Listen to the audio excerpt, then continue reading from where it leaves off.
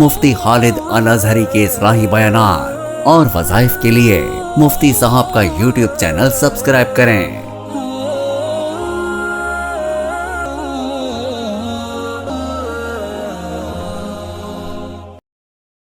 نحمده ونصلي ونسلم على رسوله الكريم اما بعد فاعوذ بالله من الشیطان الرجیم بسم اللہ الرحمن الرحیم۔ معزز ناظرین کرام، السلام علیکم ورحمۃ اللہ وبرکاتہ۔ گزشتہ درس میں شب برات کے متعلق چند چیزیں عرض کر رہا تھا، اسی تسلسل کو آگے چلاتے ہوئے کچھ گزارشات مزید کروں۔ پہلی بات تو یہ کہ شب برات کے حوالے سے یہ پٹاخے وغیرہ بجائے جاتے ہیں یا آتش بازی کی جاتی ہے یا لائٹنگ کی جاتی ہے، اس کا دین اسلام کے ساتھ دور دور تک کا کوئی واسطہ نہیں ہے۔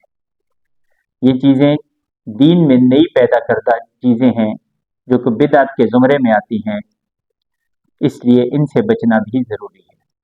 اور دوسری چیز، شب برات میں نے جیسے عرض کیا تھا کہ اجتماعی عبادات تو نہیں ہیں، لیکن انفرادی عبادت کرنی چاہیے۔ ایک روایت ام المؤمنین حضرت عائشہ صدیقہ رضی اللہ تعالی عنہا سے ہے، فرماتی ہیں کہ نبی کریم صلی اللہ علیہ وسلم کو میں نے ایک رات دیکھا کہ آپ جنت البقیع سے واپس آ رہے ہیں۔ میرے پوچھنے پہ آپ نے فرمایا کہ آج کی رات نصف شعبان کی رات ہے اور آج قبرستان جانا یہ اللہ کے حکموں میں سے ایک حکم ہے۔ تو ام المؤمنین کی اس روایت کے مطابق قبرستان بھی اگر کوئی جانا چاہے تو جا سکتے ہیں، جانا چاہیے نبی کریم صلی اللہ علیہ وسلم کی سنت کی پیروی کرتے ہوئے۔ دوسرا، اس رات میں اگرچہ کوئی اجتماعی عبادت تو نہیں ہے، لیکن انفرادی عبادات جو کہ گھر میں کی جائیں وہ ضرور کرنی چاہیے۔ اور انفرادی اور اجتماعی عبادت میں ایک فرق ہوتا ہے۔ اجتماعی عبادت جیسے کہ فرض نمازیں، جمعہ کی نماز، عیدین کی نماز، تراویح کی نماز، یہ تو علی الاعلان مسجد میں پڑھی جاتی ہے، لیکن جو نفلی نمازیں ہوتی ہیں ان کے لیے افضل یہ ہوتا ہے کہ نفلی نماز علیحدگی میں ادا کی جائے، اور گھر میں پڑھنا زیادہ افضل ہے بنسبت مسجد میں ادا کرنے کے۔ تو اس لیے شب برات کے حوالے سے اگر کوئی عبادت کرنا چاہے تو وہ عبادت انفرادی طور پہ ہوگی، انفرادی طور پہ ہوگی۔ اور بعض روایات میں یہ بھی آتا ہے کہ نبی کریم صلی اللہ علیہ وسلم نے ارشاد فرمایا کہ نصف شعبان کی رات میں جو عبادت کی جاتی ہے وہ گزشتہ نصف شعبان سے اس شعبان تک کے لیے کفارہ ہو جاتی ہے، اور اس رات کی عبادت گزشتہ سال کے گناہوں کو معاف کرانے کے مترادف ہے۔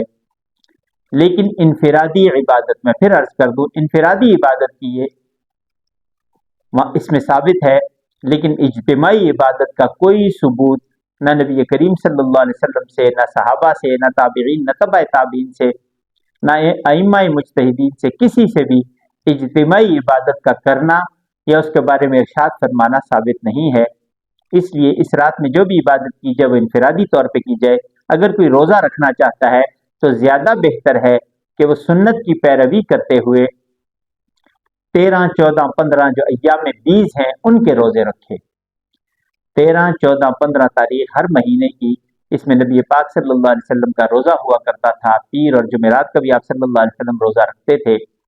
تو اگر کوئی رکھنا چاہے تو ان تینوں دنوں کا رکھے، اور اگر کسی نے 3 دن کا نہیں رکھا اور شب برات کے حوالے سے رکھنا چاہتے ہیں تو یہ عام نفلی روزے کی طرح ہوگا، جس طرح عام کسی بھی دن نفلی روزہ رکھا جائے، تو اس حوالے سے اس دن بھی نفلی روزہ رکھا جا سکتا ہے۔ لیکن اپنے اوپر لازم کرنا یا اسے لازم سمجھنا یہ ٹھیک نہیں ہے۔ نفلی عبادت ہے، نفلی عبادت کے اللہ جتنی توفیق دے بندے کو کرنا چاہیے، اس کا انکار بھی نہیں کیا جا سکتا اور اس کا التزام بھی نہیں کیا جا سکتا۔ اپنے اوپر لازم نہیں کر سکتے، نہ لوگوں پہ لازم کیا جا سکتا ہے کہ ضرور بضرور اس رات میں عبادت کریں۔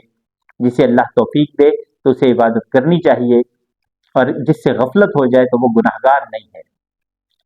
اللہ تبارک و تعالیٰ سے دعا ہے کہ وہ رب کریم ہم سب پہ اپنا فضل فرمائے، ہمیں دین پہ چلنے کی توفیق نصیب فرمائے، اور ہمارے لیے اللہ تبارک و تعالیٰ دین پہ چلنا آسان فرمائے۔